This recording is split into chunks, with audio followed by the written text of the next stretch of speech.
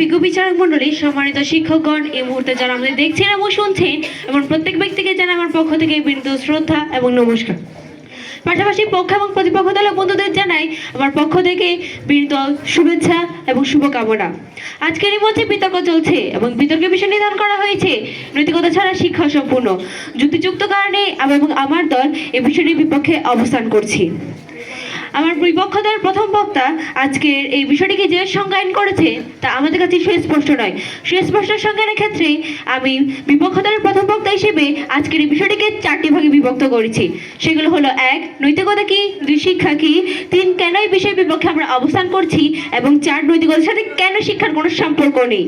এই 4টি বিষয় বিশ্লেষণ করার মাধ্যমে আমি প্রমাণ করে দিব যে নৈতিকতা ছাড়া শিক্ষা সম্পূর্ণ। প্রথমে বলছি নৈতিকতা কি। নৈতিকতা হলো সেই মহান একটি মূল্যবান বস্তু যার প্রতি শতাব্দীতে নিজের পোশাক পাল্টায়, যার মধ্যপ্রাচ্য একরকম, ইউরোপে আরেক রকম, এর সাথে তো আরো ভিন্ন। প্রতিপক্ষ দল হয়তো বলবে নৈতিকতা চিরন্তন সত্য, কিন্তু ইতিহাস তো বলে যা 100 বছর আগে নৈতিক ছিল তা আজ অপরাধ। দাস প্রথা নৈতিক ছিল, সতীদাহ নৈতিক ছিল, বাল্য বিবাহ নৈতিক ছিল, কিন্তু এখন তো সেগুলো জঘন্য অপরাধ।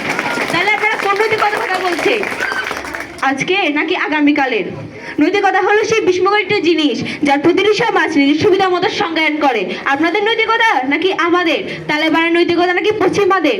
কার নৈতিকতা দিয়ে আপনি শিক্ষা সম্পূর্ণ করবেন? আশা করি জানাবেন। তারপর বলি শিক্ষা কি। শিক্ষা কি? কি চমৎকার একটি প্রশ্ন। প্রতিপক্ষ দল নিশ্চয়ই এর উত্তরে বলবেন শিক্ষা হলো জ্ঞান এবং নৈতিকতার সমন্বয়।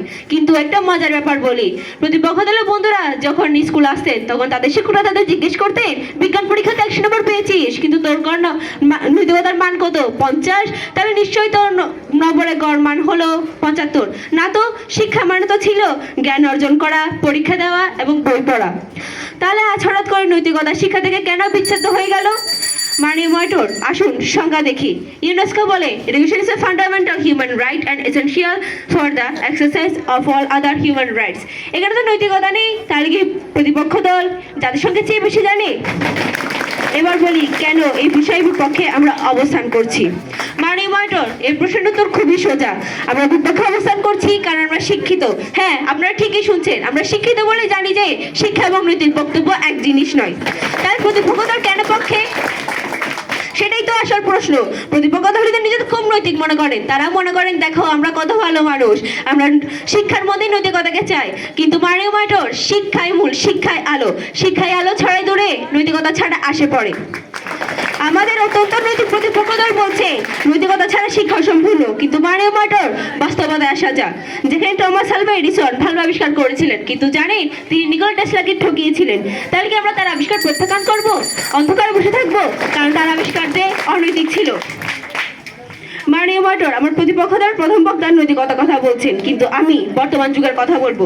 আমরা এমন পৃথিবীতে বাস করছি যেখানে দক্ষতা ছাড়া টিকে থাকা অসম্ভব। ক্ষুধার্ত পেটে নৈতিকতা যেমন অর্থহীন, ঠিক তেমনি কর্মহীন জীবনে নৈতিকতা সম্পূর্ণ শিক্ষা একটি মূলের কাগজের টুকরো ছাড়া আর কিছুই নয়।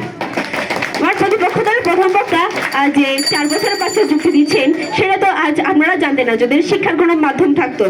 বিজ্ঞ প্রতিপক্ষ দলের কথা বোঝা যায় যে ধর্মীয় মাছ ছুঁব না পানি, কারণ মাননীয় মডারেটর আজ যে শিক্ষার মাধ্যমের কথা বলছি সেটাও কিন্তু শিক্ষারই আবিষ্কার, নৈতিকতার নয়। শুধুমাত্র আমি একটা কথাই বলতে চাই, নৈতিকতা থাকলে কেউ ব্লকবাস্টার না, কিন্তু শিক্ষা থাকলে সে সুপারস্টার। ধন্যবাদ মাননীয়, ধন্যবাদ সবাইকে।